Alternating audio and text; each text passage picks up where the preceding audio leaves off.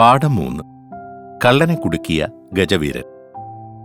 ഗുരുവായൂർ ക്ഷേത്രത്തിൽ കുറേക്കാലം മുമ്പ് മിടുമിടുക്കനായ ഒരാനയുണ്ടായിരുന്നു. കേശവൻ എന്നായിരുന്നു അവന്റെ പേര്. ഒറ്റ നോട്ടത്തിൽ തന്നെ ആരും കൊതിച്ചു പോകുന്ന ലക്ഷണമൊത്ത ഒരു കരിവീരനായിരുന്നു അവൻ. നല്ല അടക്കവും ഒതുക്കവും അനുസരണശീലവുമുള്ള കേശവൻ ആരെയും ഉപദ്രവിക്കുന്ന പ്രകൃതക്കാരനായിരുന്നില്ല. കേരളത്തിലെമ്പാടുമുള്ള പ്രമുഖ ക്ഷേത്രങ്ങളിൽ അവനെ ഉത്സവത്തിനായി കൊണ്ടുപോകാറുണ്ടായിരുന്നു. ഒരിക്കൽ കേശവനും അവന്റെ പാപ്പാന്മാരും കൂടി അങ്ങകലെയുള്ള ഒരു ക്ഷേത്രത്തിലെ ഉത്സവം കഴിഞ്ഞ് മടങ്ങിവരികയായിരുന്നു. നേരം നന്നേ ഇരുട്ടിക്കഴിഞ്ഞിരുന്നു. അപ്പോൾ ഒന്നാം പാപ്പൻ പറഞ്ഞു, ഇന്നിനി യാത്ര തുടരേണ്ട. കേശവൻ വല്ലാതെ ക്ഷീണിതനായിട്ടുണ്ട്. നമുക്കടുത്തു കാണുന്ന ക്ഷേത്രത്തിൽ തങ്ങാം. ശരി, അങ്ങനെയാവാം. രണ്ടാം പാപ്പാൻ അതു സമ്മതിച്ചു. അവർ കേശവനെ വേഗം ക്ഷേത്ര കവാടത്തിനടുത്തുള്ള ഒരു തെങ്ങിൽ തളച്ചു. അതിനുശേഷം രണ്ടു പാപ്പാന്മാരും സമീപത്തെ ഒരു കെട്ടിടത്തിന്റെ വരാന്തയിൽ കയറിക്കിടന്ന് നല്ല ഉറക്കമായി. സമയം പാതിരാത്രിയോടടുത്തു. അപ്പോൾ ഒരു കള്ളൻ പാത്തും പതുങ്ങിയും അവിടെ എത്തി. ക്ഷേത്രത്തിലെ നേർച്ചപ്പെട്ടി മോഷ്ടിക്കാനാണ് കള്ളൻ വന്നത്. കൂരിരുട്ടായതിനാൽ തൊട്ടപ്പുറത്ത് ആന നിൽക്കുന്നത് അയാൾ കണ്ടില്ല.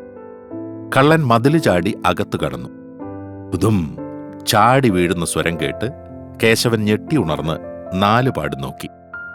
അപ്പോഴാണ് കള്ളൻ പണപ്പെട്ടി മോഷ്ടിക്കുന്നത് കേശവന്റെ ശ്രദ്ധയിൽപ്പെട്ടത്. അവൻ അനങ്ങാതെ നിന്നു. പണപ്പെട്ടിയുമായി കള്ളൻ തിരിച്ചു ചാടിയത് കേശവന്റെ തൊട്ടടുത്തായിരുന്നു. അവൻ വേഗം തുമ്പിക്കൈ നീട്ടി കള്ളനെ ചുറ്റി വരിഞ്ഞു. അമ്മേ, ആന, ആന! ഭഗവാനെ രക്ഷിക്കണേ! കള്ളൻ ഉച്ചത്തിൽ ആർത്തു കരഞ്ഞു.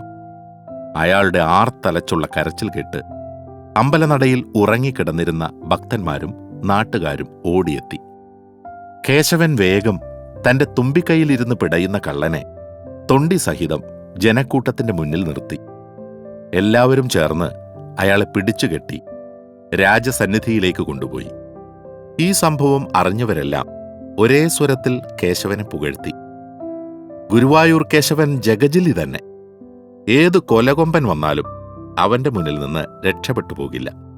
നാട്ടുകാർ പഴക്കുലകളും ശർക്കര ഉണ്ടകളും കൊണ്ടുവന്ന് അവന് സമ്മാനമായി കൊടുത്തു. പിൽക്കാലത്ത് ഗുരുവായൂർ കേശവൻ ലോകമെമ്പാടും അറിയപ്പെടുന്ന ഗജവീരനായി മാറി.